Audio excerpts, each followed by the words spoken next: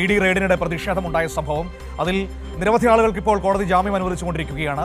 ഇന്നിപ്പോൾ 6 പേർക്ക് കൂടി ഹൈക്കോടതി ജാമ്യം അനുവദിച്ചിരിക്കുന്നു എന്നതാണ് നമ്മുടെ മുൻപിലേക്ക് എത്തുന്ന പ്രധാനപ്പെട്ട വിവരം.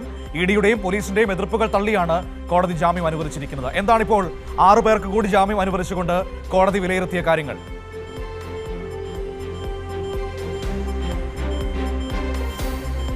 മനു, ഈ പ്രതിപക്ഷ നേതാവ് പിണറായി വിജയൻ അദ്ദേഹത്തിൻ്റെ തിരുവനന്തപുരത്തെ വീട്ടിൽ ED റെയ്ഡ് നടത്തുന്നതിനിടെ ആണ് അന്ന് വലിയ പ്രതിഷേധമുണ്ടായത്.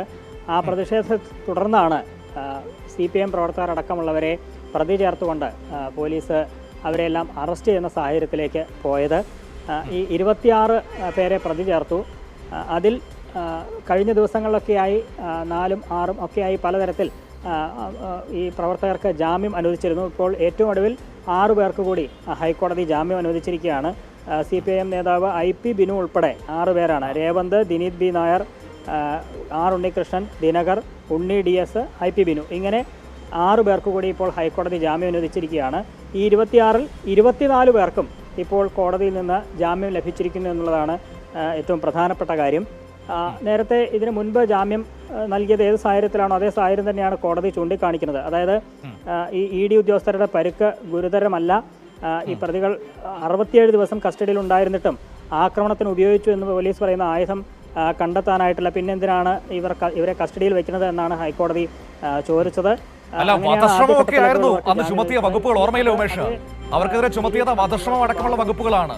അതിനുള്ള പരിക്കുകൾ എവിടെയെന്ന് കോടതിക്ക് തുറന്നു ചോദിക്കേണ്ടി വരുന്ന ഒരു സാഹചര്യം ഈ കേസുമായി ബന്ധപ്പെട്ട് നമ്മുടെ മുന്നിൽ നിൽക്കുകയാണ്. അതൊന്ന്.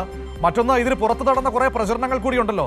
ഇവരൊന്നും ഇനി ഒരിക്കലും പുറലോകം കാണില്ല, നേരെ തിഹാർ ജയിലിലേക്ക് കൊണ്ടുപോകും എന്നൊക്കെ പറഞ്ഞുകൊണ്ടാണ് വലിയ പ്രചരണങ്ങൾ നടത്തിയത്. ആ 2 സാഹചര്യവും കാണേണ്ടതുണ്ട്.